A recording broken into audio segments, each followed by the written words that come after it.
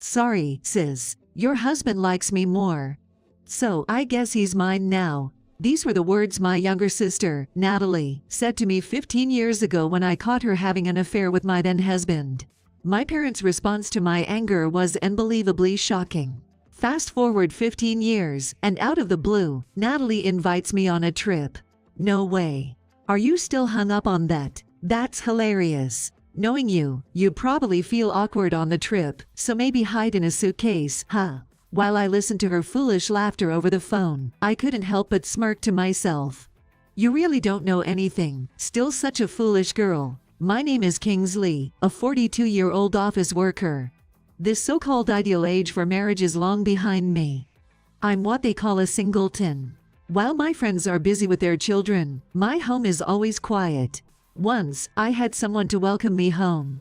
After all, I'm a divorcee. 15 years ago, I was married. His name was Brooks.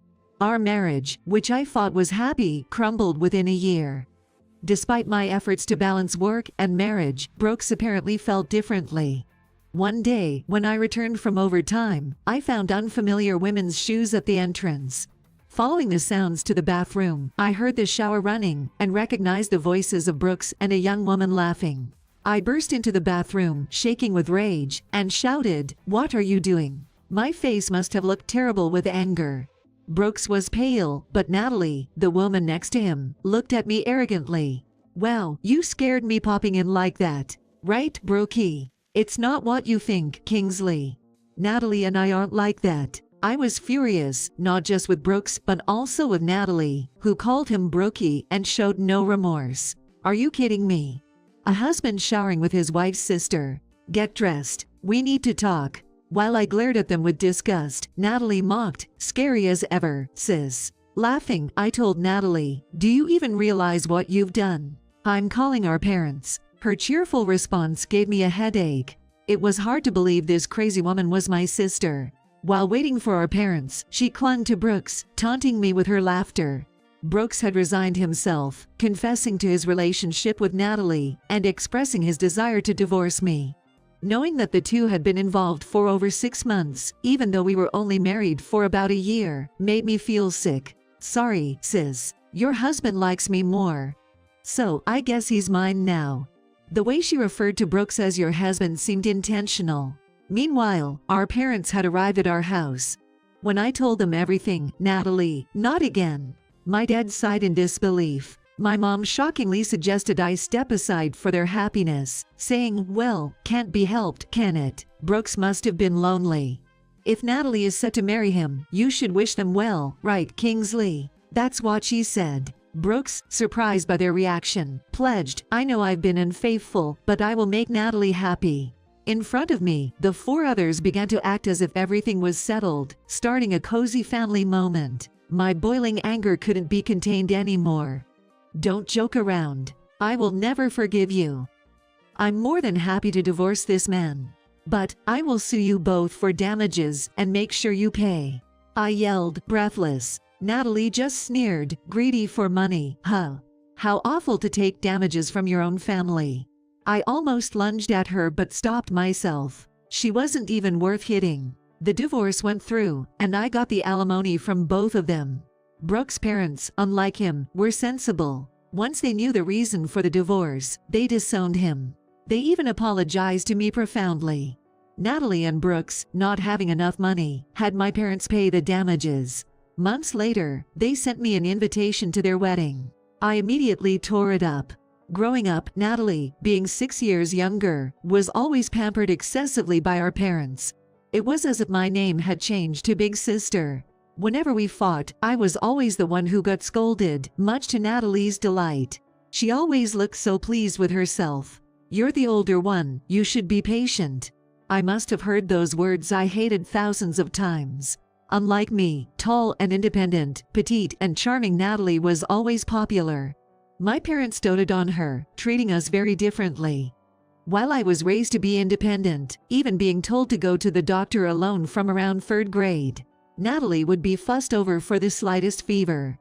Early on, I gave up on feeling loved by my parents. Despite everything, I might have secretly hoped back then that our parents would scold Natalie for getting involved with someone else's husband. But after their reaction, I couldn't even cry. For 15 years, I haven't seen my family. Even though I've been asked out, I couldn't bring myself to love someone again.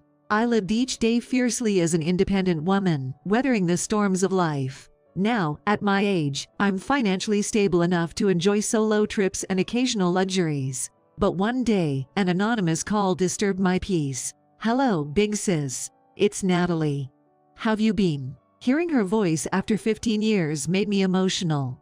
"Why on earth are you calling me now? Are you out of your mind?" Despite my raised voice, Natalie just laughed, still holding a grudge. So gloomy as always. She is in her mid-30s, but Natalie still spoke foolishly, which infuriated me.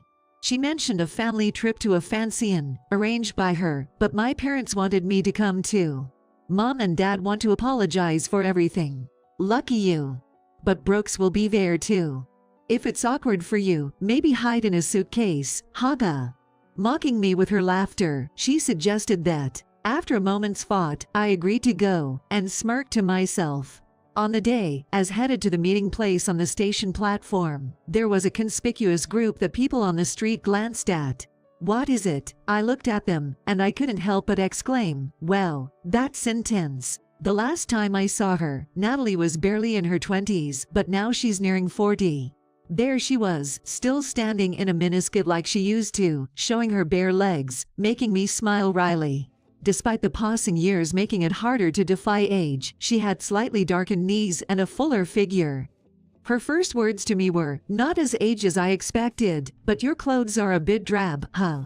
While riding the train, I thought, I don't want to hear that from you. Meeting my parents after so long, they briefly greeted me and continued their merry conversation without me. Brooks, feeling awkward, avoided eye contact with me. Was she planning to stay for a week after just one night?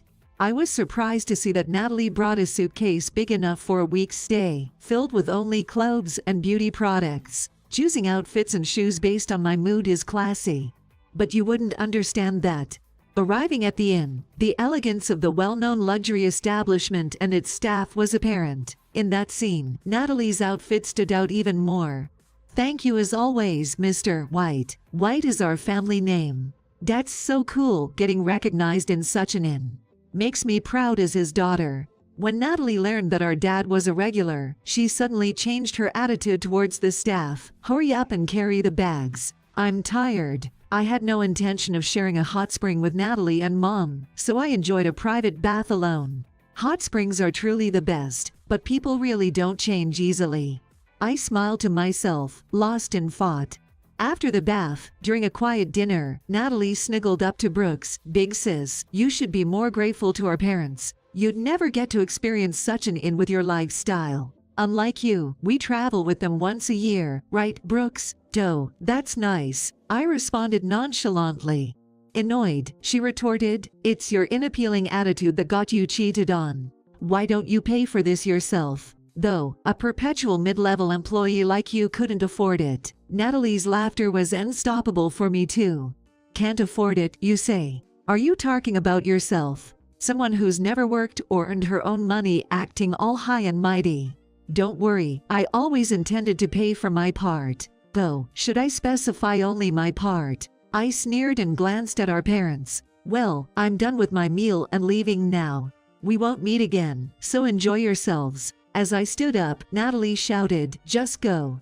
We don't need a gloomy woman like you around." Ignoring her parting shot, I was settling the bill at the front desk, and then my mom said, "Wait, what do you mean, Kingsley?" They must have rushed over, my parents' hair disheveled and faces panicked, followed by Natalie and Brooks. What are you talking about? I don't understand." I spoke coldly, knowing I'd never see them again.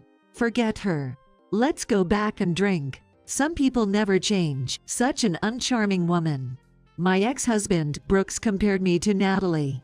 My parents seemed too flustered to respond, just managing an awkward Behind my foolish parents, I decided to enlighten the two clueless people glaring at me. "Do you know what these people said to me on the train when you all left the seats? They wanted me to pay for the entire stay here. It's laughably presumptuous. I couldn't help but laugh, seeing my parents' faces turn red.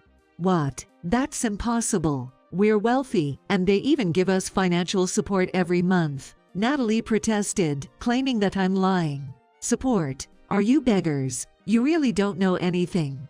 The wealth was a long time ago. They're so pretentious and foolish. They got into debt, and last month, they finally declared personal bankruptcy.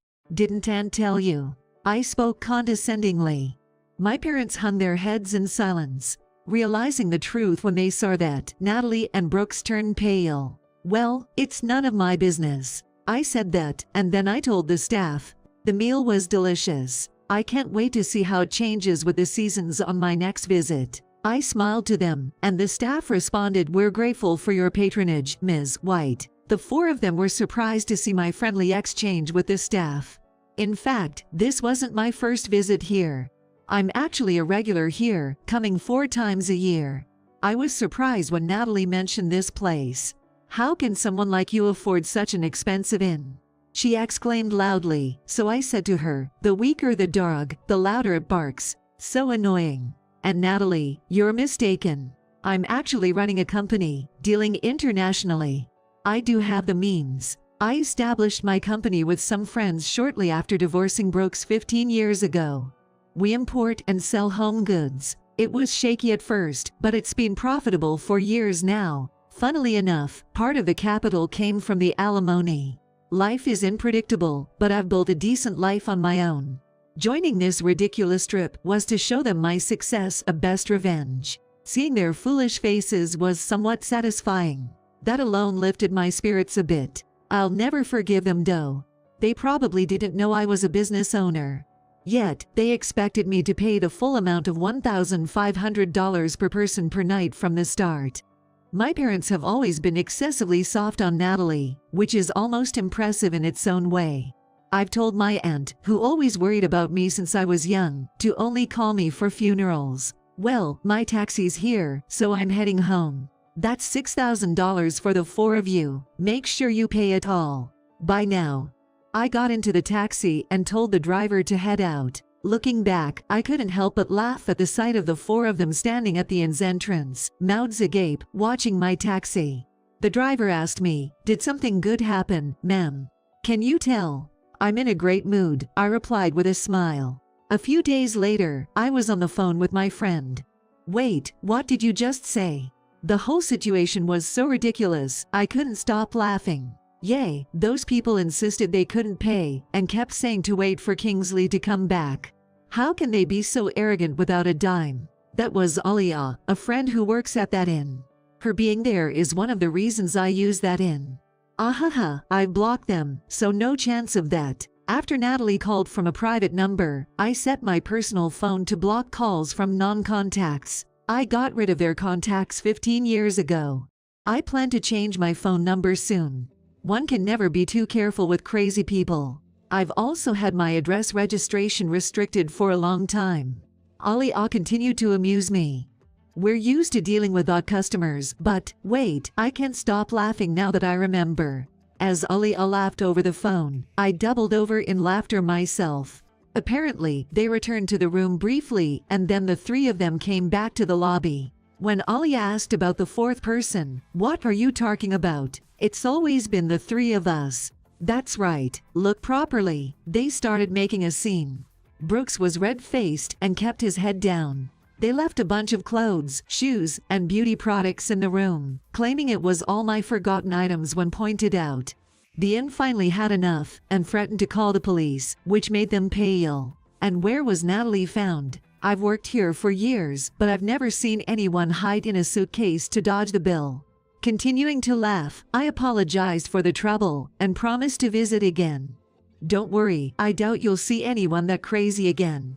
My parents had called all the relatives, but no one helped, probably because they already owed them money. Even trying to pay by card was impossible. Our parents had no credit cards due to their bankruptcy. In the end, they started arguing. "Do you know how much we've done for you?" "I don't care about that," Natalie snapped back. Eventually, Brooks, the only one with a card, had to settle the bill for all 4. But not without exceeding the limit on one card.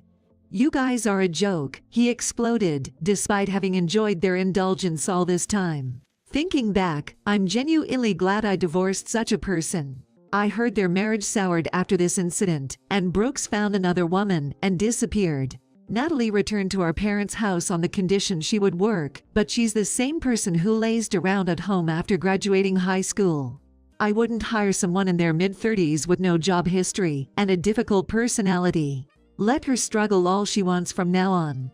Speaking of which, Natalie, you told me to hide in a suitcase, and then you end up doing it. What a contortionist, I chuckled at the thought. I don't think I'll ever marry again. I enjoy my work more than anything, and my employees are like family to me. Blood isn't everything. Parents should realize it's wrong to expect unconditional love and obedience just because someone is their child, but they probably never will. They're no concern of mine. All right, let's get to work. I clapped my hands to my cheeks to psych myself up and started humming as I began my morning routine. Right now, I'm living the most fulfilling days of my life.